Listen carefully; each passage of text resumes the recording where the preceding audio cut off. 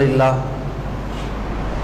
نحمده ونستعينه من يهده الله فلا مضل له ومن يضلله فلا هادي له واشهد ان لا اله الا الله وحده لا شريك له وان محمدا عبده ورسوله اما بعد اعوذ بالله من الشيطان الرجيم يا ايها الذين امنوا اتقوا الله حق تقاته ولا تموتن الا وانتم مسلمون. கண்ணியத்திற்குரிய எல்லாம் வல்ல அல்லாஹுவின் நல்லடியார்களே, அல்லாஹ்வுடைய கிருபையினால் வணக்கத்திற்கு தகுதியானவன் அல்லாஹுவை தவிர வேறு யாரும் இல்லை என்கின்ற ஓரிரை கொள்கையையும், பின்பற்றுவதற்கு தகுதியானவர்கள் நபிகள் நாயகம் ஸல்லல்லாஹு அலைஹி வஸல்லம் அவர்களுக்கு பிறகு வேறு யாரும் இல்லை என்கின்ற தூதுத்துவ கொள்கையையும் ஏற்ற முஸ்லிம்களாக நாம் வாழ்ந்து வருகின்றோம்.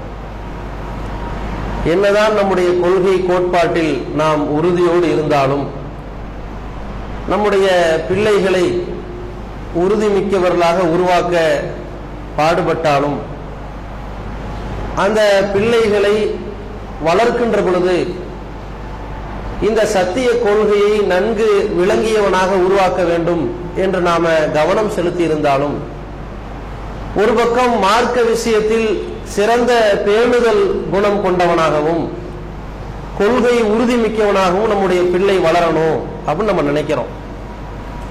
உலக விஷயத்துல எந்த விதமான பாதிப்புக்கு ஆளாக விடாமல் அனைத்து பிரச்சனைகளையும் சமாளிக்க தெரிந்த ஒரு தைரியசாலியாக, வீரனாக, எந்த ஏமாற்றத்திற்கும் உள்ளாகாத சிறந்த புத்திசாலியாக உருவாகணும் அப்படின்னு நம்ம நினைக்கிறோம்.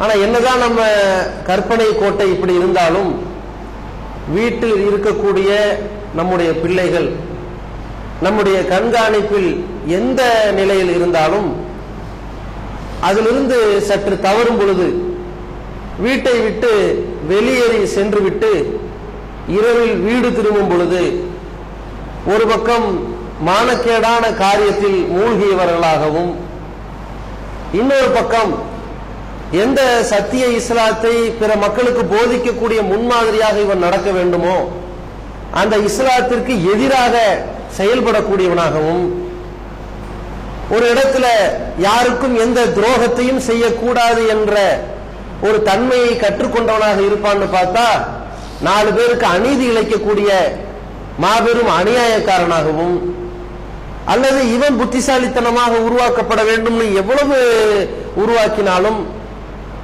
யாரிடமாவது அநீதி இழைக்கப்பட்டு பாதிக்கப்பட்டவனாகவும், அல்லது வீட்டிலிருந்து வெளியே செல்கிற பொழுது 4 பேரை ஏமாற்றணுங்கிற கெட்ட எண்ணத்தோடு புறப்படக்கூடியவனாகவும், அல்லது 4 பேரால் ஏமாற்றப்பட்டு நிற்கதி ஆக்கப்படுகிற நிலையிலும் நம்முடைய பிள்ளைகள் வீடு திரும்பக்கூடிய அவல நிலையில் இருப்பதை பார்க்கிறோம். இந்த 6 ஏதாவது ஒன்றை அடையக்கூடிய நிலையில் இருப்பதை பார்க்கிறோம்.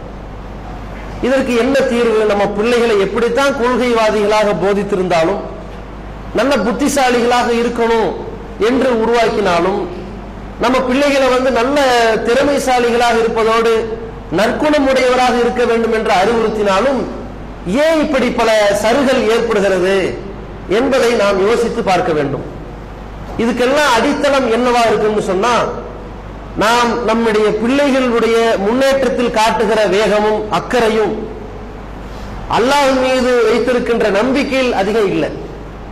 நம்முடைய பிள்ளைகளை இவ்வளவு பக்குவமா உருவாக்கணும்னு ஒரு அக்கறையை செலுத்தினாலும், இதற்காக அல்லாஹ்விடத்தில் பிரார்த்தனை செய்ய வேண்டும் என்கின்ற தன்மையில் நாம மறந்து விடுகின்றோம். நம்முடைய பாதுகாவலுக்கு கூட அல்லாஹ்விடத்தில் பிரார்த்தனை செய்வதை நாம் மறந்து விடுகின்றோம். எந்த அளவிற்கு என்று சொன்னால், ஒருவனுக்கு பிள்ளை இல்லை என்று சொன்னால், திருமணமாகி 2 வருடம் 3 வருடம் கழிகிறது. 4 பேர் நம்மளை பார்த்தா, என்னங்க கல்யாணம் ஆகி 3 வருஷம் ஆச்சு, எத்தனை குழந்தை? இன்னும் குழந்தை இல்ல, துவா செய்யுங்கன்னு சொல்லி அதை சொல்வதற்கே சங்கடமாக இருக்கிறது.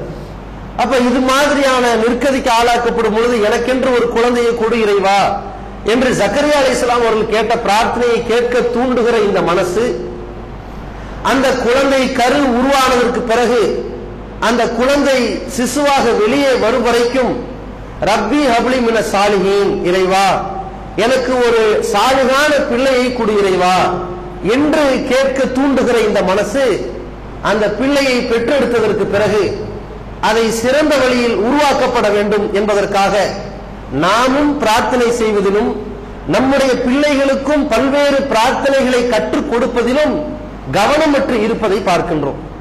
ஆனால் நபிகள் நாயகம் ஸல்லல்லாஹு அலைஹி வஸல்லம் அவர்கள் பல சந்தர்ப்பங்களை இதை வலியுறுத்தி சொல்லியிருக்கின்றார்கள். அல்லாஹ் தன் திருமறை குர்ஆனிலே சொல்கின்றான், அலைஸல்லாஹு பிகாஃபின் அப்தா, ஒரு அடியானுக்கு அல்லாஹ் போதுமானவனாக இல்லையா? இந்த நம்பிக்கை தான் எல்லா தருணத்திலும் நம்மிடத்தில் இருக்க வேண்டும்.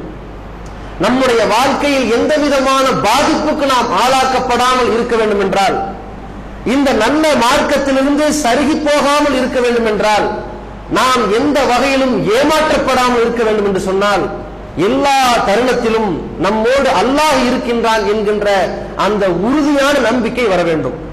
அந்த நம்பிக்கைக்கு பாடமாக பல்வேறு பிரார்த்தனைகளையும் செய்து கொள்ள வேண்டும். எந்த அளவிற்கு என்றால், நபி ஸல்லல்லாஹு அலைஹி வஸல்லம் அவர்களும் அபூபக்கர் சித்தீக் ரலியல்லாஹு அவர்களும் அந்த குகையிலே இருந்த பொழுது, அந்த குகையினுடைய வாசல் அந்த எதிரிகளுடைய காலுக்கு அடியில் இருக்கக்கூடிய வாசல். எதிரிகள் குனிந்து உத்து பார்த்தால் உள்ளே இருக்கக்கூடிய இருவரை கண்டுபிடித்து விடலாம். அப்படி அடி தாளத்தில் இருக்கக்கூடிய அந்த வாசலில் இருந்து அபூபக்கர் ரலியல்லாஹு அவர்கள் ரசூலுல்லாஹி ஸல்லல்லாஹு அலைஹி வஸல்லம் அவர்கள்ட்ட சொல்றாங்க, அல்லாஹ்வின் தூதரே, எதிரிகளுடைய கால் ரெண்டும் தெரிகிறது, அவர்கள் சற்று குனிந்து நம்மை உற்று நோக்கிவிட்டால் நாம் அகப்பட்டு விடுவோம், மாட்டிக்கொள்வோமே என்று கேட்கிறார்கள். அப்போது ரசூலுல்லாஹி ஸல்லல்லாஹு அலைஹி வஸல்லம் அவர்கள் சொல்கிறார்கள், லா தஹஸன் இன்னல்லாஹ மஅனா, நீங்கள் கவலைப்படாதீர்கள், அல்லாஹ் நம்மோடு இருக்கின்றான் என்கின்ற ஒரு வார்த்தையை சொல்கின்றார்கள். இது அல்லாஹ் இறக்கி வைத்த வார்த்தை. இது யகூனு லி சாஹிபிஹி, தன் திருமறை குர்ஆன் அல்லாஹ் குறிப்பிடுகிறான், இந்த தூதர் குகையிலே அடைபட்டிருந்த சந்தர்ப்பத்தில் தன் சகோதரர் தோழருக்கு சொன்னார், தன் நண்பருக்கு சொன்னார், லா தஹஸன் இன்னல்லாஹ மஅனா, கவலைப்படாதீர்கள், அல்லாஹ் நம்மோடு இருக்கின்றான் என்று சொன்னார். அப்படின்னு அல்லாஹ் குர்ஆனில் சொல்கிறான் அல்லவா. இந்த உத்தரவாதத்தை அல்லாஹ் எப்படி கொடுக்கிறான் என்று சொன்னால், நபிகள் நாயகம் ஸல்லல்லாஹு அலைஹி வஸல்லம் அவர்கள் குகைக்கு சென்ற பொழுதும் மாட்டிக்கொள்ள முடியவில்லை, அபூபக்கர் சித்தீக் ரலியல்லாஹு அவர்களும் மாட்டிக்கொள்ளவில்லை, அல்லாஹ்வுடைய தூதர் அவர்கள் மரணிக்கும் வரைக்கும் யாருடைய கையினால் அவருடைய உயிர் பறிக்கப்படவில்லை.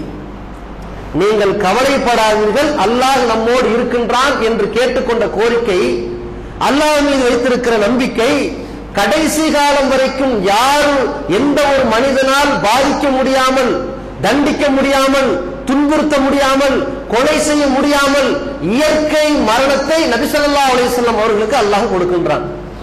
அதே ஒரு வாய்ப்பை தான் அபூபக்கர் சித்தீக் ரலியல்லாஹு அவர்களுக்கும் அல்லாஹ் கொடுக்கிறான். 63வது வயதுல ரசூலுல்லாஹி ஸல்லல்லாஹு அலைஹி வஸல்லம் அவர்கள் மரணிக்கின்ற நேரத்தில் அபூபக்கர் ரலியல்லாஹு அவர்கள் வயசு 61. அதற்கு பிறகு 2 ஆண்டுகள் ஆட்சி புரிகின்றார்கள். அபூபக்கர் சித்தீக் ரலியல்லாஹு அவர்களும் அதே 63வது வயதிலே வஃபாத்தாகிறார்கள். இவர்கள் யாராலும் பாதிக்கப்படவில்லை, துன்புறுத்தப்படவில்லை, கொலை செய்யப்படவில்லை. இவர்கள் அல்லாஹ்வால் காப்பாற்றப்பட்டார்கள் மனிதர்களுடைய தீங்கிலிருந்து. இயற்கை மரணத்தை அடைந்திருக்கிறார்கள். ஏன் தெரியுமா? ஹிஜ்ரத் செய்யும் பொழுது ஒரு குகையில் இருந்த பொழுது அல்லாஹ்விடமிருந்து பெற்றிருக்கிற வாசகம், அல்லாஹ் நம்மோடு இருக்கின்றான் என்ற வாசகம். இப்படி அல்லாஹ் தனது பாதுகாவலை அங்கீகரித்து விட்டான் என்று சொன்னால், உலகத்தில் எப்பேற்பட்ட ஒரு சூழ்ச்சியும் யாராலும் எதுவும் சிதறடிக்க முடியாது என்ற விஷயத்தை ஒவ்வொரு மூமின்களும் தன்னுடைய மனதிலே பதிவு செய்து கொள்ள வேண்டும். அதனால தான் அல்லாஹ்வை அதிகம் அதிகமாக நாம் வணங்கி வழிபட்டு தொழுகை முடிந்ததற்கு பிறகு ஒரு பிரார்த்தனையை நபி ஸல்லல்லாஹு அலைஹி வஸல்லம் அவர்கள் நமக்கு சொல்லிக் கொடுத்திருக்கின்றார்கள். அல்லாஹும்ம லா மானிய லிமா ஆழ்த்தைத்த, இறைவா நீ கொடுப்பதை தடுக்கக்கூடியவன் எவனுமே கிடையாது. வலா மோத்திய லிமா மனஅத்த, நீ தடுத்து விட்டால் அதை கொடுக்கக்கூடியவன் எவனும் கிடையாது என்று சொல்லக்கூடிய அழகான ஒரு வார்த்தை. அவ்வப்போது அல்லாஹ் மீது நாம் அதிகம் அதிகமான நம்பிக்கை வைக்க வேண்டும் என்கின்ற ஒரு அழுத்தத்தை தரக்கூடிய பிரார்த்தனைகள். இதை நபி ஸல்லல்லாஹு அலைஹி வஸல்லம் அவர்கள் பல சந்தர்ப்பங்கள் நமக்கு கற்றுக் கொடுத்திருக்கிறார்கள். அதில் ஒரு சந்தர்ப்பம் தான் அல்லாஹ்வுடைய தூதர்கள் ஒவ்வொரு நாளிலும் வீட்டை விட்டு வெளியேறும் பொழுது 6 கோரிக்கைகளை உள்ளம்சமாக வைத்து ஒரு பிரார்த்தனை செய்வார்கள். அது பிரார்த்தனை என்று சொல்வதை விட பாதுகாவல் என்று சொல்லலாம். ஏனென்றால் அல்லாஹ்வுடைய தூதர்கள் நமக்கு கற்றுத்தந்திருக்கின்ற இந்த இறை நினைவுகள் அத்தனையுமே ஒரு 4 வகைப்படும். ஒன்று பாவ மன்னிப்பாக இருக்கும். மற்றொன்று பிரார்த்தனை, நாம் கேட்கக்கூடிய கோரிக்கையாக இருக்கும். மற்றொன்று இறைவனை நினைக்கக்கூடிய தருணமாக இருக்கும், திக்ராக இருக்கும். மற்றொன்று இறைவனிடமிருந்து இந்த தீங்குகளை விட்டு பாதுகாவல் தேடக்கூடியதாக இருக்கும். இதை 4 வகையாக பிரிப்பார்கள். இஸ்திக்ஃபார் என்று சொல்வார்கள், பாவ மன்னிப்பு. அத்துவா என்று சொல்வார்கள், பிரார்த்தனை. இஸ்திஆதத், பாதுகாவல் தேடுதல் என்று சொல்வார்கள். திக்ரு என்று சொல்வார்கள், நினைவு கூறுவது. இப்ப நம்ம தொழுகைக்கு பிறகு சுப்ஹானல்லாஹ் என்று சொல்கிறோம், பாவ மன்னிப்பை தேடுறோம், நினைவு கூறுகிறோம். அல்லாஹ் மக்ஃபிர்லி மா கத்தம்து, இறைவா நான் முந்தி சென்ற பாவங்களை எல்லாம் மன்னிப்பா என்று கேட்கிறோம். இப்ப என்ன செய்யறோம்? பாவ மன்னிப்பு தேடுகிறோம். அல்லாஹ் மஃப்தஹ்லி அப்வாப ரஹ்மத்திக்க, இறைவா உன்னுடைய அருள் வாசல்களை எல்லாம் எனக்கு திறந்தது என்று கேட்கிறோம். இப்பொழுது பிரார்த்தனை செய்கிறோம். அஊது பில்லாஹி மினஷ் ஷைத்தானிர் ரஜீம், ஷைத்தானின் தீங்கிலிருந்து அல்லாஹ்விடமிருந்து பாதுகாவல் தேடுகிறேன் என்று கேட்கின்றோம். இப்பொழுது பாதுகாவல் தேடுகிறோம். இப்படி 4 வகையான தத்துவத்தை அல்லாஹ்வுடைய தூதர் ஸல்லல்லாஹு அலைஹி வஸல்லம் அவர்கள் அல்லாஹ் கற்றுத்தந்ததாக நமக்கு கற்றுத்தந்திருக்கிறார்கள். அந்த அம்சத்தில் ஒன்றுதான் ஆரம்ப கோரிக்கையாக ஒரு பாதுகாவலை ரசூலுல்லாஹி ஸல்லல்லாஹு அலைஹி வஸல்லம் நமக்கு சொல்லிக் கொடுத்தாங்க. வீட்டை விட்டு வெளியேறும் போது அல்லாஹ்வுடைய தூதர் அவர்கள் கேட்கக்கூடிய ஒரு பிரார்த்தனை, பாதுகாவல். எப்படி? பிஸ்மில்லாஹ், அல்லாஹ்வுடைய தூதர் அவர்கள் வீட்டிலிருந்து வெளியேறும் பொழுது கேட்கக்கூடிய அந்த பாதுகாவலுடைய தொடக்கம் பிஸ்மில்லாஹி ரப்பி அஊது பிக மின்னன் அஸில்ல அவ் அலில்ல அவ் அலிம அவ் உதுலம அவ் அஜ்கல அவ் உஜ்கல அலைய. இந்த ஆரம்ப கோரிக்கை அல்லாஹ்வுடைய தூதர் கேட்கிறாங்க. இது என்ன அர்த்தம்? பிஸ்மில்லாஹி, இறைவனின் திருப்பெயரால் ஆரம்பிக்கின்றேன், வெளியே செல்ல ஆரம்பிக்கின்றேன். ரப்பி, என்னுடைய இறைவா, அஊது பிக்க, உன்னிடம் நான் பாதுகாவல் தேடுகின்றேன். எதிலிருந்து தெரியுமா? மின்னன் அஸில்ல, நான் சருகி போவதை விட்டு உன்னிடம் பாதுகாவல் தேடுகிறேன். அவ் அலில்ல, வழிகட்டு போவதை விட்டும் உன்னிடம் பாதுகாவல் தேடுகிறேன். அவ் அகுலிம, நான் அடுத்தவனுக்கு அநியாயம் செய்வதை விட்டும் உன்னிடம் பாதுகாவல் தேடுகிறேன். அவ் உதுலம, மற்றவர் எனக்கு அநியாயம் செய்வதை விட்டும் உன்னிடம் நான் பாதுகாவல் தேடுகிறேன். அவ் அஜ்கல, அடுத்தவரை நான் ஏமாற்றுவதை விட்டும் மடையனாக்குவதை விட்டும் உன்னிடம் பாதுகாவல் தேடுகிறேன். அவ் உஜ்கல அலைய, என்னை 4 பேர் ஏமாற்றுவார்களே, அப்படிப்பட்ட ஏமாற்றுதலில் இருந்தும் உன்னிடம் பாதுகாவல் தேடுகிறேன். அல்லாஹ்வுடைய தூதர்கள் கேட்டிருக்கிற அற்புதமான ஆரம்ப கோரிக்கை. இந்த பாதுகாவலை பொறுத்த வரைக்கும் அல்லாஹ்வுடைய தூதரவர்கள் சொந்த கூற்றாக கேட்ட வார்த்தை கிடையாது. நீங்கள் வீட்டிலிருந்து வெளியே கிளம்பினால் இப்படி கேளுங்கள் என்று அல்லாஹ்வால் சொல்லித்தரப்பட்ட வாசகங்கள். வமா யன்திகு அனில் ஹவா, இந்த தூதர் தன்னுடைய இஷ்டப்படி பேசுவது கிடையாது. இன் ஹுவ இல்லா வஹ்யு யூஹா, அவருக்கு இறைவனிடமிருந்து வந்ததைத்தான் அவர் சொல்கின்றார். அல்லாஹ் ரப்பல் ஆலமீன் குறிப்பிடுகிறார். அப்ப அல்லாஹ்வுடைய தூதர்கள் சொல்லி தந்திருக்கின்ற இந்த ஆரம்ப கோரிக்கையை கவனிச்சு பாருங்க. முதல் அம்சமாக அல்லாஹ்வுடைய தூதர்கள் சொல்கிறார்கள், மின் அன் அஸில்ல, நான் சருகி போவதை விட்டும் உன்னிடம் பாதுகாவல் தேடுகிறேன். ஒருத்தர் வெளியே போறான்னு வைங்க, ஆட்டோமேட்டிக்கா சருகி போயிடுவான். இப்படி இருக்கு இந்த உலகம். சாதாரண வீட்டுக்குள்ள இருக்கிறோம், நம்மை சருக செய்வதற்கான சாதனங்கள் வீட்டுக்குள்ளேயே இருக்கிறது. தொலைக்காட்சியாகவும் தொலைபேசியாகவும் வானொலிகளாகவும் இருக்கின்றது. ஏராளமான சாதனங்கள் நம்மை சுற்றி இருக்கிறது. வெளியே போனால் அது படுபயங்கரமாக பாரதூரமாக இருக்கின்றது. வீட்டில் அமர்ந்திருப்போம், நம்மை கண்காணிக்க தந்தை இருப்பார், நம்முடைய தாய் இருப்பார், நம்முடைய சகோதர சகோதரிகள் இருப்பார்கள். பாவங்களை செய்வதை விட்டு கட்டுப்பாடுகள் அதிகம் இருப்பதை போன்ற ஒரு தோட்டம் தெரியும். வெளியே செல்கிற பொழுது அனைத்து விலங்கிலிருந்தும் நாம் விடுதலை செய்யப்பட்டவர்களாகவே தெரியும். இன்னைக்கு மனிதனுடைய மனநிலை எப்படி மாறுகிறதுனா, வெளியே வாசப்படி போவேனா, ஒரு சலூன் கடைக்கு உள்ள போற வரைக்கும் அவன் நிலை இருக்கும். போகும்போது நம்ம இப்படிதான் கட்டிங் பண்ணிட்டு போகணும், போகும்போது இப்படி கட்டிங் பண்ணணுங்க, சேவிங் பண்ணிட வேண்டாங்க, நாங்க தாடி விடுவோம், நான் வீட்டுல போய் ட்ரிம் பண்ணிக்கிறேன்னு சொல்லிட்டு தான் போகணும்னு நினைச்சு போவோம். போய் உள்ள போய் உட்கார்ந்த உடனே அவன் உலகமே மாறி போயிடும். ஒரு பெரிய ஒரு போட்டோ ஒட்டி போயிருவாங்க. ஒரு 48 பேருடைய மண்டை இருக்கும். அதுல ஒருத்தருக்கு கோண மண்டையா இருக்கும், ஒருத்தருக்கு முன்னாடி முடியா இருக்காது, ஒருத்தருக்கு பின்னாடி முடி இருக்காது, இருக்கிற முடியெல்லாம் கோபுரம் மாதிரி நின்றுகிட்டு இருக்கும், எப்படி சாக்கடிச்ச மாதிரி. அந்த மாதிரி பல வகையான முடிய பார்ப்பான். இதுல ஏதாவது நல்லதா பார்த்து வெட்டுங்கம்மா, இவன் மண்டைக்கு அவன் பழகின பழக்கத்துக்கு எது சிறப்பாக வெட்டி விட்டு போயிருவான். மனசு மாறி போயிரு சலூன் கடையிலேயே. அப்ப நம்மள வெளியே உலகத்துக்கு போனா எப்படி மாறுவோம் வராதா? வெளியே வாசப்படி மிதிச்ச உடனே கடற்கரை திறக்க போறோமா? போற வழியில ஊர் உலகத்தில எல்லாம் சைத்தான் வலை விரித்து நம்மை சருக செய்வதற்கு காத்து கொண்டிருக்கின்றான். நம்முடைய நண்பர்கள் வட்டம் காத்து கொண்டிருக்கிறது. நம்மை சம்பாதிக்க விடாம, பொழைக்கவும் விடாம, நம்மளை முன்னேற விடாம, நம்ம நல்வழியில் ஈடுபடுவதை விட்டும் தடுக்கக்கூடிய வகையில, நம்மை வழிகெடுக்கக்கூடிய வகையில ஏராளமான அழிவுகள் நம்மை இழுத்து செல்வதற்காக வாசப்படியில் காத்துக் கொண்டிருக்கிறது. அப்படி சருகக்கூடியவனாக மனிதன் இருப்பதை பார்க்கின்றோம். இந்த சருகளை விட்டும் இறைவா நான் உன்னிடம் பாதுகாவல் தேடுகிறேன்னு கேட்கக்கூடிய இடத்தில் இருப்பவர் யார் தெரியுமா? லகது லபிஸ்து ஃபீக்கும் உமரம் மின் கப்லிஹி அஃபலா தாய்கிலூன் என்று நபி ஸல்லல்லாஹு அலைஹி வஸல்லம் அவர்கள் அந்த மக்களை பார்த்து சொன்னார்கள். மக்களே, நான் இறை தூதர் என்று உங்களிடத்தில் பறைசாற்ற வந்திருக்கின்றேன். நான் ஒரு இறை தூதர் என்று சொல்வதில் உங்களுக்கு ஏன் நம்பிக்கை வரமாட்டேங்குது? நான் என்ன பொய் பேசுறவனா, திருடுறவனா, ஏமாத்துறவனா, ஒழுக்கக்கேடான காரியம் செஞ்சவனா? லகது லபிஸ்து ஃபீக்கும் உமரம் மின் கப்லிஹி, இதற்கு முன்னால் பல ஆண்டுகள் உங்களிடத்தில் வாழ்ந்திருக்கிறேன். என்ன பார்த்தா நீங்க தப்பா நினைப்பீங்க, நான் சொல்றதா பொய்யா இருக்கும். அட, இந்த முகம்மதுல என்ன சம்பாதிக்க போறாரு இதை சொல்லி உண்மையை தானே சொல்லுவார் என்று நம்ப வேண்டாமா என்று தன்னுடைய நாணயத்தையே இந்த பிரச்சாரத்திற்கு அடைமானமாக வைத்து, தன்னுடைய ஒழுக்க சீலத்தையே இந்த பிரச்சாரத்திற்கு மிகப்பெரிய அடைக்கலமாக வைத்து அடித்தளத்தை போட்ட அல்லாஹ்வுடைய தூதர்கள் கேட்கிறாங்க, அல்லாஹ்விடத்தில், இறைவா நான் சருகி போவதை விட்டும் உன்னிடம் பாதுகாவல் தேடுகிறேன்.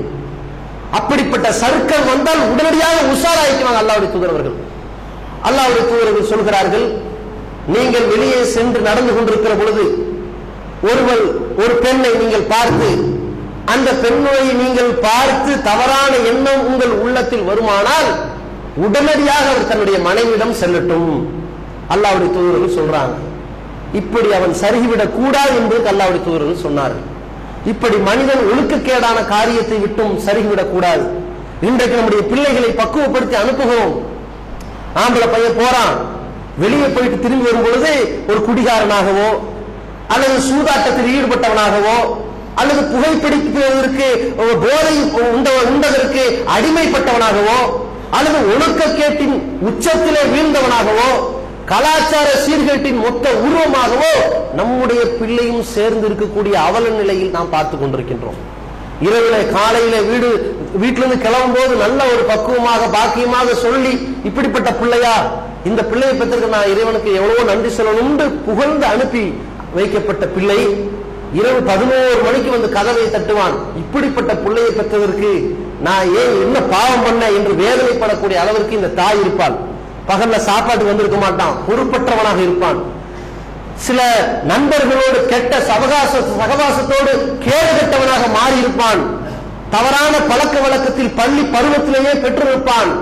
ஏராளமான சர்க்கல்களோடு ஒரு 10 ஆண்டுகள் கழித்து இவனை திருத்தவே முடியாது, இவன் வளைந்து போய்விட்டான் என்று நிராசை அடைந்தவனாக இந்த தந்தை கண்ணீர் வடித்து பள்ளியிலே பிரார்த்தனை செய்து கொண்டிருப்பார். இறைவா, எங்களுக்கு நேர்வழி காட்டு இறைவா, எங்களுக்கு நீ வழங்கிய நேர்வழியிலிருந்து எங்களை சறுக்கி விடாதே இறைவா என்று பிரார்த்தனை செய்து கொண்டிருப்பார், தனக்காகவும் தன் பிள்ளைக்காகவும். ஆனால் இந்த தந்தை இறந்துவிட்டால் சாலிகாத பிள்ளை இந்த தந்தைக்காக கேட்கக்கூடிய பிரார்த்தனையை மறுமை வரைக்கும், இந்த மண்ணறையிலிருந்து மறுமை வரைக்கும் அங்கீகரிக்கக்கூடிய ரப்புல் ஆலமீன் அப்படிப்பட்ட பிள்ளையை இழந்த இந்த தந்தை இந்த பிள்ளைக்காக வேண்டி பிரார்த்தனை செய்வார், வேதனைப்படுவார். என் பிள்ளையினுடைய வாழ்க்கை இப்படி நிற்கதி ஆகிவிட்டதே என்று கஷ்டப்பட்டு கண்ணீர் வடிக்கக்கூடிய, கைசேதப்படக்கூடிய எத்தனையோ பெற்றோர்கள் இருக்கின்றார்கள் என்றால் என்ன காரணம் தெரியுமா? தான் சருகிவிடக் கூடாது என்று அல்லாஹ்விடத்திலே பாதுகாவல் தேட வேண்டிய கடமை அவர்களுடைய இருக்கிறது. பெண் பிள்ளைகளை அனுப்பி வைப்போம். இன்னைக்கு நம்ம பள்ளிக்கூடத்துல படிக்க வைத்தோமா, அதோடு வேலை முடிஞ்சு போச்சு. நம்ம பிள்ளைகள் சொல்லி என்ன பண்றாங்கன்னா, நல்லா படிக்கிறாங்க, காலேஜ் படிக்கட்டும்.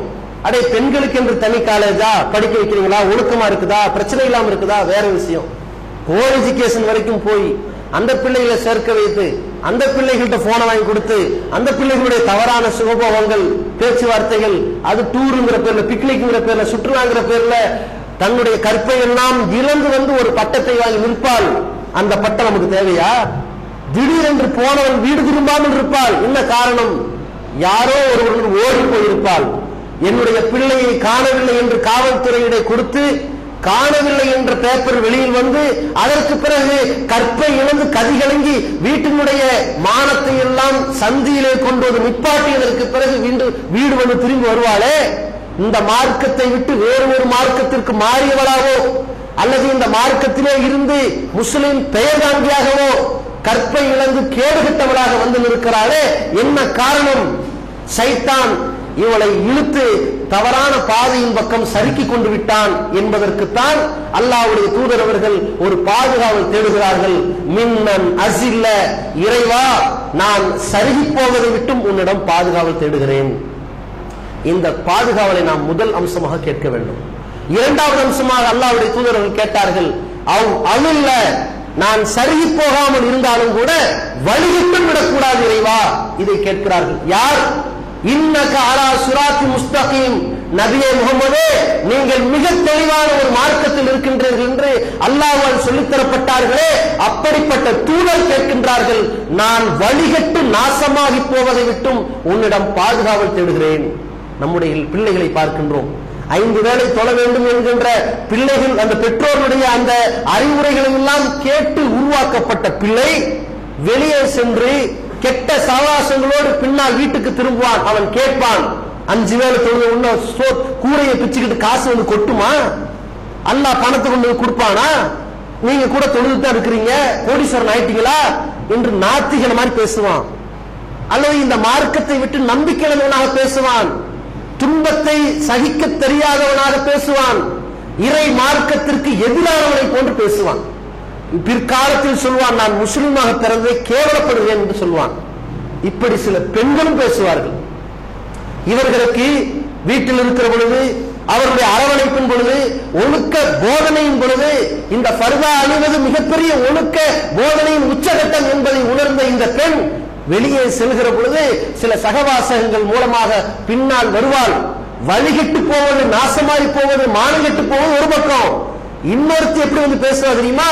இங்கே பெண்ணுக்கு கொடுமை நடத்தப்படுகிறது, அடிமைப்படுத்தப்படுகிறீர்கள், இந்த தாய்மார்கள் எல்லாம் கேவலப்படுத்தப்படுறீங்க, நீங்க எல்லாம் 50 ஆண்டுகள் பின்தள்ளி இருக்கிறீர்கள், பெண் சுதந்திரம் வேண்டும், அதனால் நாங்கள் இந்த ஃபர்தா ஆடையை தூக்கி களைய போகின்றோம் என்று இதை கொடுமை என்று தவறாக நினைத்து இதை கலட்டி எழுந்து போகிறாள். இதை மட்டுமா கலட்டி எழுந்து விடுகிறாள்? அவன் கற்பையும் இழந்து விட்டுத்தான் பிறகு உணர்ந்து வடுவாகி பிறகு அந்த வடு ஆறாமல் இந்த தாயிடத்தில் ஆறுதல் தேடி வருகிறாள். நான் தவறாக விமர்சித்து விட்ட இந்த மார்க்கத்திற்காக நான் மீண்டும் பிழை பொறுக்க தேடி இறைவன்ட்ட வந்திருக்கிறேன் என்று திரும்பி வருகிறாள். கற்பை இழந்ததற்கு பிறகு திரும்பி வந்து என்ன புண்ணியம்? மறுமையில ஓகே, இந்த உலகத்துல ஏதாவது பாக்கியம் இருக்குதா? ஊர் உலகத்துல போனது திருப்பி கிடைக்குமா? இப்படி வழிகேட்டில் மூழ்கியவர்களாக ஆண்களும் பெண்களும் வழிதவறி போவதை பார்க்கின்றோம். அப்ப அல்லாஹ்வுடைய தூதர்கள் கேட்கிறாங்க, நான் வழிகட்டு போவதை விட்டும் உன்னிடம் பாதுகாவல் தேடுகிறேன். மூன்றாவது கேட்கிறாங்க, அவுலிம, நான் சருகவில்லை, வழிகடவில்லை, அது மட்டும் போதாது, நான் அடுத்தவருக்கு அநியாயம் செய்வதை விட்டும் உன்னிடம் பாதுகாவல் தேடுகிறேன். எப்படிப்பட்ட தூதர் கேட்கிறாங்கன்னு பாருங்க.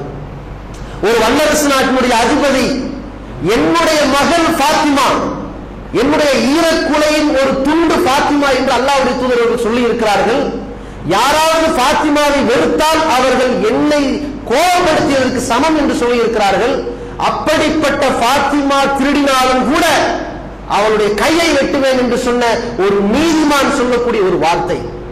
ஒரு கடைத்தெருவிலே போகிறார்கள், கோதுமைகள், அந்த தானியங்கள் நிறைக்கப்பட்டிருக்கிறது, அந்த மூட்டையில அடிப்பக்கம் எல்லாம் ஈரமாக இருக்கிறது, மேட்டு பக்கம் எல்லாம் காய்ந்து இருக்கிறது. கையை விட்டு பார்க்கிறாங்க, உள்ள ஈரம், வெளியே காஞ்சு கிடக்குது. கடைக்கார்ட்ட கேட்கிறாங்க, என்னாச்சு, ஈரமா இருக்குது?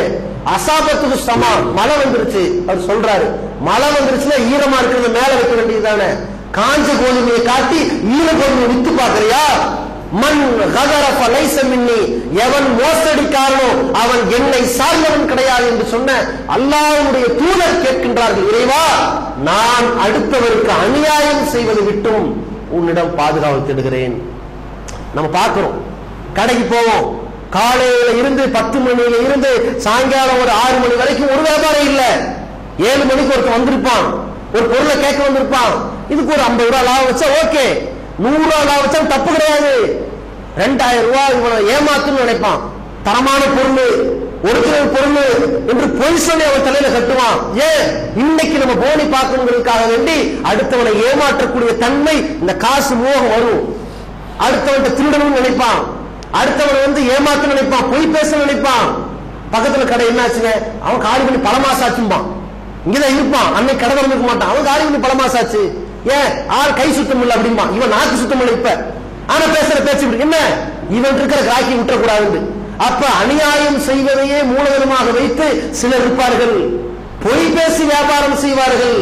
இப்படிப்பட்ட நிலையில் வந்துவிடக் கூடாது. இவன் வாசப்படி விட்டு வெளியே போகும் பொழுது இது ஒரு பாதுகாவலாக கேட்க வேண்டும்.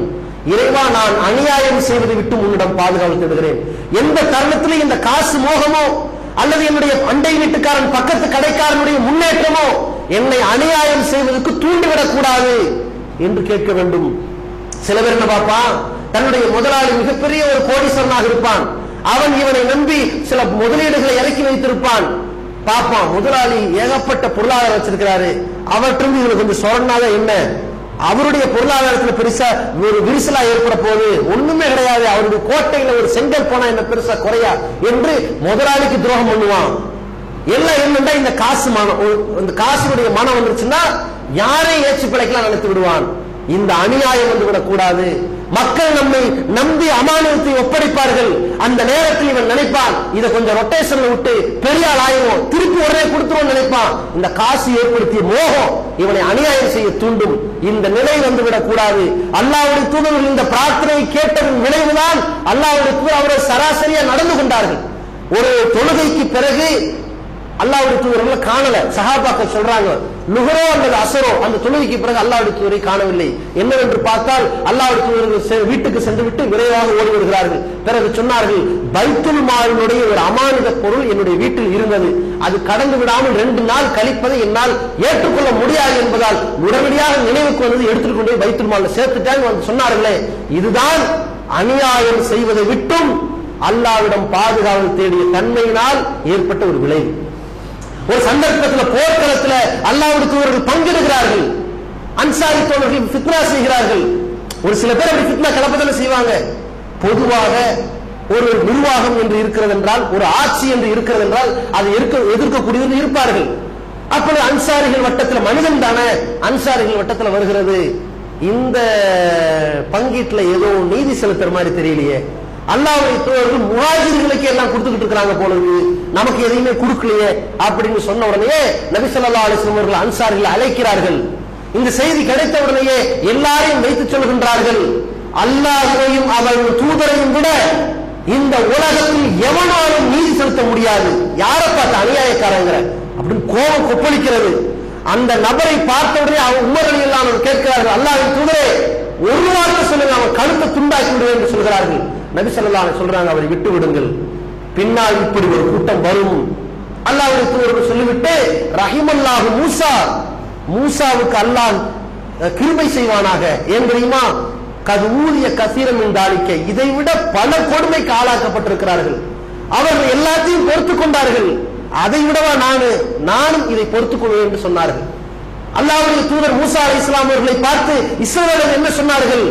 மூசா அலைஹிஸ்ஸலாம் அவருடைய சகோதரர் ஹாரூன் அலைஹிஸ்ஸலாம் அவர்கள் இருவரும் ஒரு மலைக்கு செல்கிறார்கள். மலைக்கு சென்று விட்ட நேரத்தில் ஹாரூன் அலைஹிஸ்ஸலாம் இறந்து விடுகிறார்கள். மூசா அலைஹிஸ்ஸலாம் மட்டும் தன்னந்தனியாக திரும்புகிறார்கள் வீட்டுக்கு. அப்பொழுது அந்த மக்கள் என்ன பேசுகிறார்கள்? மூசாவை ஈமான் கொண்டவர்கள் பேசுகிறார்கள்.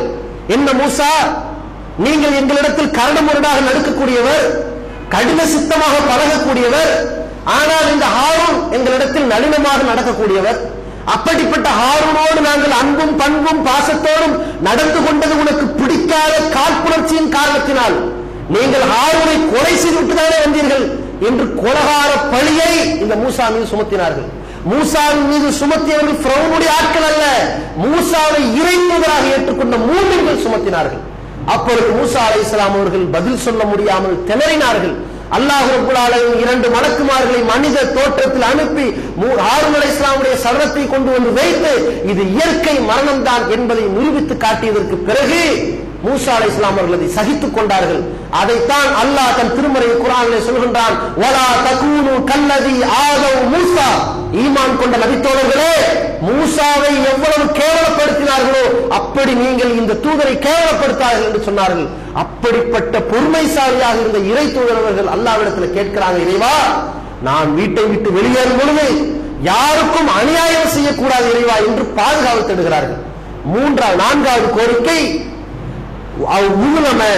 எனக்கு யாரும் அநியாயம் செய்துவிடக் கூடாது.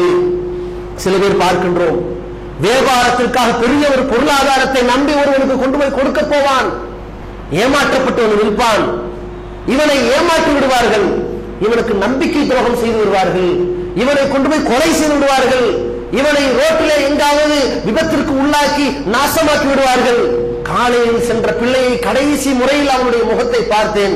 அதற்கு பிறகு பிணமாகத்தான் இந்த பிள்ளையை பார்த்தேன் என்று தாய் தந்தை பரிதவிக்கக்கூடிய வகையில் அநீதி இழைக்கப்பட்டவனாக, சில பெண்கள் கற்பழிக்கப்பட்டவர்களாக, சில பெண்கள் மானபங்கப்படுத்தப்பட்டவர்களாக, சில பெண்கள் படுகொலை செய்யப்பட்டவர்களாக அந்த பிள்ளையை இழந்த தாய் பரிதவித்துக் கொண்டிருக்கிறாளே, இது போன்ற அநீதிக்கு உட்படுத்தப்படாமல் தப்பிக்க வேண்டும் என்றால் அல்லாஹ்வுடைய உதவியும் நமக்கு வேண்டும்.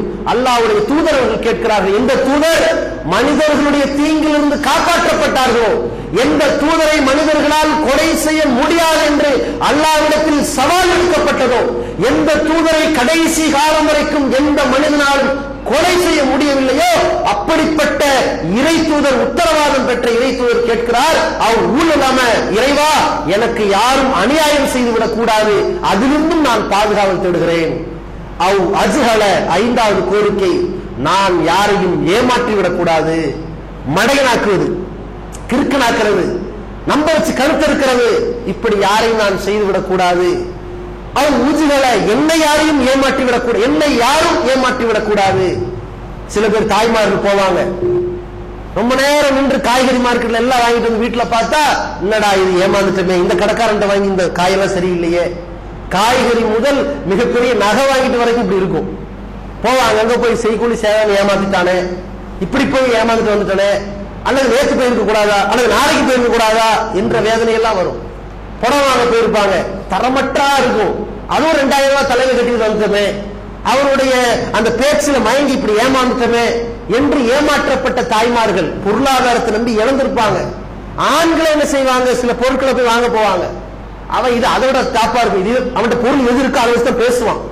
மாத்திரை அப்படின்னு பேசுறான், இந்த கம்பெனில வேற மாதிரி இருக்குங்க, அதெல்லாம் இப்ப ஸ்டாக்கே வரதில்லைங்க, செல்லாத அடிச்சிட்டாங்க, இப்ப இதுதான் டாப்பும் பாங்க, அதை விட 4 ரூபாய்க்கு கூட. ஏற்கனவே 40% லாபம் கிடைக்குது. 10 ரூபாய்க்கு மாத்திரை விற்கிறான்னு 4 ரூபாய்க்கு லாபம். அந்த 4 ரூபாய் லாபத்துக்கு 14 ரூபாய் மாத்திரை இருக்கான்னு தேடி பார்க்கறான். அது மாதிரி ஒருத்தர் நம்ம தலையில கட்டுறான். சரி இருக்கட்டும், மாத்திரை மருத்துவம் நிர்பந்தம் வாங்கிட்டு போறோம். மாத்திரைக்கு பரவாயில்ல, நம்ம வாங்குற அன்றாட பொருட்கள் ஒரு வண்டி வாங்குவோம், இந்த வண்டி மைலேஜ் எப்படி இருக்கிறதெல்லாம் விட இதை டாப்புமா. ஆனா சேக்கப்ஸ் இல்லையே, சேக்கப்ஸ் முக்கியம், மைலேஜ் முக்கியம், எது இருக்குதோ அதை வச்சுதான் ஒரு நாள் ஃபுல்லா பேசுவான். அந்த பார்ட்டி விடக்கூடாது, எல்லாம் கடுமையா பேசுவான். பொய் பேசாத வரைக்கும் ஓகே, இன்னும் உஷாரா இருக்குமா இல்லையா? எந்த அளவுக்கு என்றால் மனிதனுடைய சில சுபாவங்கள் இருக்கும், சிலருடைய திறமை இருக்கும். கடையில போய் நிற்பாங்க, பேச்ச ஆரம்பிப்பான், எவ்வளவு இந்த பொருள், இது வந்து ISO தரம் மிக்கது எல்லாம் சொல்லிட்டு 2430 ரூபா. இவன் எப்படி ஆரம்பிப்பா தெரியுமா, 245 ரூபா ஒரே விலை சொல்லுங்கம்மா, 10 மடங்கு குறைச்சு பேசுவான். ஏதா வெளியே போகல, அப்படிமா போறேன், இஷ்டமா கூட கஷ்டம்னா போயிடுவோம். சில பேர் இருக்காங்க ஆரம்பிப்பான் 2250 ரூபா, அவன் என்ன பண்ணுவான் 250 முடியாது 750 ரூபா இங்க, அப்ப 2250 பீலா விட்டுருக்கான். 750 முடியாதுங்க, வேணா 400 வேணாம், எனக்கு வேணாம், சரி 400, 2450 சொல்லி 400 பிடிச்சிருவான். அப்ப என்னது, சில பேர் நம்ம அதாவது அவன் 8 அடி பாஞ்சா இவன் 45 அடி பாயிற மாதிரி இருப்பான் வாடிக்கையாளர்கள். இது ஓகே, தப்பிக்க, இவன் சுபாவம் இப்படி இருக்கும். சில பேர் போலாவா இருப்பான், போலா வெகுளியா இருப்பான், எதை சொன்னாலும் ஏமாந்துருவான். அப்படியோ கொஞ்சம் மோந்து பாரு, இந்த சென்ட இருக்கட்டும் திறக்க வேண்டாம், என்ன திறந்துட்டு கொட்டியவா போறேன், பன்னீரை குடிக்கவா போறிய, கொஞ்சம் சட்டையில வச்சுதான் பாருங்கம்மா, வச்சுக்காம வைங்க, எவ்வளோ, ரொம்ப இல்லைங்க 550 ரூபா தாங்க அப்படிமா. சரி உனக்கு வேணாம் எனக்கு வேணாம் 490 ரூபா வச்சுக்க. இது பேசுவார் 450 ரூபா கட்டுவழி ஆகாது, சரி எடுத்துங்க உங்களுக்காக விடுறேன்மா. இது வந்து ஊரெல்லாம் பெருமையா பேசுவாங்க, 500 ரூபாண்டு, 200 ரூபாண்டு, 30 ரூபாய்க்கு நேற்று வாங்கிட்டு வந்தேன், இதாடா வாங்கிட்டு உன்னை ஏமாத்து அப்படின்னு மண்டையில கள்ள தூக்கி போட்ட மாதிரி இருக்கும். வீட்லயும் போவான், வீட்லயும் இப்படி சொன்ன உடனே இவன் அப்படியே உளுந்துருவானா இல்லையா? என்ன எல்லாருமே டிசார்டர் பண்றாங்களே, நம்மள எல்லாருமே நம்மள ஏமாளிங்கிறாங்களே. அப்போ இவன் வந்து உஷார் தன்மை எப்படி வளர்த்திக்கிறதுன்னு பேசுற தன்மையிலேயே இருக்குங்கிற மாதிரி தெரியும். போன உடனே இங்க பாருங்க, என்ன ஏமாத்தணும்னு நினைச்சிடாதீங்க, நான் 1க்கு 2 வேலை, நான் 4 கடையை பார்த்துதான் வந்திருக்கிறேன், கரெக்டா சொல்லுங்க அப்படிங்கிறத கண்டுபிடிச்சிருவாங்க. இதுக்கெல்லாம் என்ன காரணம், என்ன இல்லை இவன்ட்ட, இவருடைய உதவி இல்லை. இவருடைய உதவி இருந்துச்சுன்னு எப்பேற்பட்டவங்க அல்லாஹ் காப்பாத்தி விட்டுருவான். சில பேருடைய அந்த திறமையை தாண்டி அல்லாஹ் காப்பாற்றும், அல்லாஹ்வுடைய உதவியை கிடைச்சிடும். சில பேர் எப்பேற்பட்ட திறமைசாலியா இருந்தாலும் ஏமாந்து போயிடுவான். ஏன், அங்க இவருடைய உதவி விடுபட்டு போயிடும். அப்போ அந்த இடத்தில் நாம் அல்லாஹ்விடத்தில் அதிகமாக கேட்க வேண்டியது ஊஜுகள அலைய, பிறர் என்னை ஏமாற்றுவதிலிருந்தும் நான் உன்னிடம் பாதுகாவல் தேடுகிறேன். இந்த 6 அம்ச கோரிக்கையை நம்ம கேட்கிறோம்னு சொன்னா அல்லாஹ்வுடைய உதவி அரியாபுரத்திலிருந்து நம்ம வரும், அல்லாஹ்வுடைய பாதுகாவல் அரியாபுரத்தில் நமக்கு கிடைக்கும்.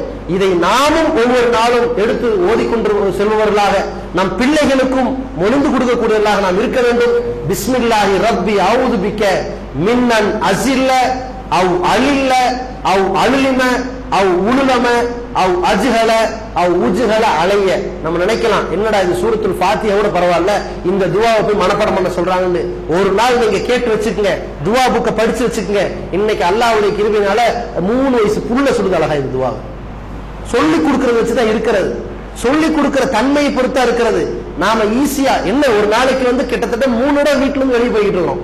காலையோட வெளியே போவோம், மதியானோட வெளியே போவோம், முடிஞ்ச அசருக்கு வெளியே வருவோம், அதோட ரிட்டர்ன் தேவை இருந்தா வந்துட்டு வெளியே போவோம். குறைஞ்சபட்சம் 3 இடம் வெளியே போறோம். ஒரே ஒரு நாள் கஷ்டப்பட்டு மனப்பாடம் மட்டும் வைங்க, காலமெல்லாம் இறைவனுடைய பாதுகாப்பு நமக்கு கிடைக்கும். சில பேர் பாக்குறோம், 2 வீலர்ல போயிட்டு இருக்கோம், எதர்ச்சியா கீழே வந்து கைகாலம் உடையுது, அந்த சைடு ஸ்டாண்ட அப்படி கழட்டாம வந்திருப்பாங்க. என்ன காரணம்? ஏதோ ஒரு கவனச்சிதை ஆயிரும். அதுல ஒரு நம்பிக்கை நம்மிடத்தில் இருக்க வேண்டும். நன்மையும் தீமையும் அல்லாஹ்வுடைய நாட்டத்தின்படி நடந்து கொண்டு வருகிறது. அல்லாஹ்வுடைய நாட்டம் இருப்பதால் தான் நமக்கு நன்மை வருகிறது. அல்லாஹ்வுடைய நாட்டம் இருப்பதால் தான் தீமையிலிருந்து நாம் பாதுகாக்கப்படுகின்றோம். இதை கவனத்தில் வச்சுட்டு இந்த துஆக்கள் நாம கேட்டு போனோம்னு சொன்னா அல்லாஹ்வுடைய உதவியும் பாதுகாவலும் எல்லா தருணத்தில் இருக்கும் என்பதை நாம் கவனத்தில் வைத்துக் கொண்டு வல்ல ரஹ்மான் நம்முடைய வாழ்க்கை வழிமுறைகள் அனைத்தையும் திருக்குரான் மற்றும் நபிகளாருடைய தூய வழிமுறை அடிப்படையில் அமைத்து அருள்வானாக. நாட்டில் ஒவ்வொரு செய்திகளும் இஸ்லாத்தை உண்மைப்படுத்தக்கூடியதாகவே இருக்கிறத பார்க்கிறோம். சமீபத்தில் 2010ஆம் ஆண்டு மகாராஷ்டிரா மாநிலம் பேர்வாலாங்கிற ஒரு ஊர்ல மகன்லால் பாவ்லான்னு சொல்லக்கூடிய ஒருத்தர் தன்னுடைய 5 பெண் மக்களையும் கோடாலியால், இரும்பு கோடரியால் கொடூரமாக தாக்கி படுகொலை செய்கிறார். 2010ஆம் ஆண்டு படுகொலை செய்த இந்த கொடூரனுக்கு 2013ஆவது ஆண்டுல இவர் குற்றவாளி என்று நிரூபித்து அந்த சாட்சிகள் நிரூபணமாகி தானும் குற்றத்தை ஒப்புக்கொண்டு தூக்கு தண்டனை, மரண தண்டனை விதிக்கப்படுகிறது.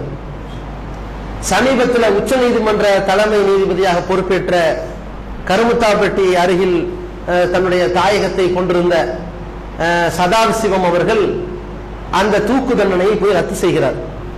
ஏன் ரத்து செய்றீங்க அப்படின்னு கேட்டதற்கு, இல்ல மனித உரிமை ஆர்வலர்கள் எல்லாம் இது போன்ற தூக்கு தண்டனைகளை ரத்து செய்ய கோரியும் இது போன்ற தண்டனைகளை குறைத்து விடுதலை செய்ய கோரியும் எங்கள்கிட்ட மனு கொடுத்திருக்கிறாங்க. அதனால இப்படிப்பட்ட கொலைகாரர்களை எல்லாம் பட்டியலில் வைத்து வரிசையாக நாங்க பரிசீலிப்போம் என்று சொல்லி ஜனாதிபதி கூட கருணை மனுவை நிராகரித்து தூக்கு தண்டனை அறிவித்த இந்த நபருக்கு சதாசிவம் போய் செய்த ஒரு கைங்கரியம் என்ன, அவருக்கு தூக்கு தண்டனை ரத்து செஞ்சிருக்கிறார். இதுதான் நம்ம நாட்டினுடைய லட்சணம்.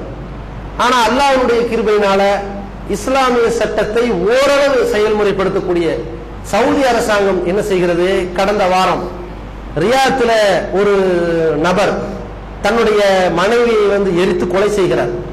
அதற்காக வேண்டி அவருடைய தலை துண்டிக்கப்பட்டு மரண தண்டனை நிறைவேற்றப்படுகிறது. இது போன்ற அந்த ஆண்டறிக்கை சொல்கிறது, எங்களுடைய நாட்டில் 30 கோடி மக்கள் இருக்கிறார்கள். அதில் ஒரு வருடத்தில் சற்றேறக்குறைய கொலைகாரர்கள் பட்டியலில் வந்து தண்டிக்கப்படுபவர்கள் 58 பேர் தான். 58 பேருக்கு தண்டனை வழங்கப்படுவதால் இந்த 30 கோடி பேரும் நிம்மதியாக வாழ்கிறார்கள் என்கின்ற ஒரு செய்தியை பார்க்கிற பொழுது, வலக்கும் ஃபில் கிசாசி ஹயாத்துன், இந்த உயிருக்கு உயிர் என்கிற இந்த தண்டனை மூலமாக, இந்த சட்டத்தின் மூலமாக உங்களுக்கு வாழ்வு இருக்கிறது என்கிற அல்லாஹ்வுடைய வசனம் இன்றைக்கு உயிர்ப்பிக்கப்பட்டுக் கொண்டிருப்பதை பார்க்கின்றோம். எந்த அளவிற்கு என்று சொன்னால், மிகப்பெரிய ஆபாசத்தினுடைய உச்சகட்டத்தில் இருந்த நடிகைகள் எல்லாம் கூட இன்றைக்கு பெண்களுக்கு அறிவுரை சொல்லக்கூடிய நிலை. பெண்களே, நீங்க தனியா போயிடாதீங்க, தனியா போனா கிருஷ்ணன் என்ற ஒரு கடவுள் திரௌபதி என்பவனை காப்பாற்றினாள் என்று நீங்கள் புராணத்தை படித்திருப்பீர்கள். அந்த திரௌபதியை கூட காப்பாற்றலாம், உங்களை காப்பாற்ற கிருஷ்ணன் வரமாட்டாரு, கடவுள் வரமாட்டார். அவர் சொல்றாரு, அந்த பொம்பளை, கடவுள் வரமாட்டாரு, உங்களை காப்பாற்றுறது உங்க கற்பொழுக்கம் தான் முக்கியம், தனியா போகாதீங்க என்று சொல்லக்கூடிய வகையில ஒரு இஸ்லாமியன் எப்படி இந்த உலகத்தில் வாழ்ந்தால் அவன் உயிருக்கும் உடைமைக்கும் மானத்திற்கும் பாதுகாப்பு என்பதை இன்றைக்கு உலகமே உணர்ந்து கொண்டிருக்கக்கூடிய ஒரு நிலையை பார்த்து கொண்டிருக்கிறோம். இது போன்ற தருணத்தில் நாம் ஒன்றை யோசிக்க வேண்டும். அல்லாஹ்வுடைய கிருபையினால் உலக அறிஞர்கள் எல்லாம் சிந்தித்து இஸ்லாமிய சட்டம் தான் சிறந்தது என்று எதிர்நோக்கி கொண்டிருக்கிற நேரத்தில் அப்படிப்பட்ட சட்டத்தையே சன்மார்க்கமாக வைத்திருக்கிற நாம் இந்த மார்க்கத்தை விட்டு சருகி போய்விடாமல் இந்த மார்க்கத்தில் உறுதிமிக்கவர்களாக வாழ்ந்து முஸ்லிம்களாக மரணிக்கின்ற வல்ல பாக்கியத்தை அது வல்ல ரஹ்மான் நம் அனைவருக்கும் தந்தருவானாக. வாஹிர் தவானா அல்ஹம்துலில்லாஹி ரப்பில் ஆலமீன்.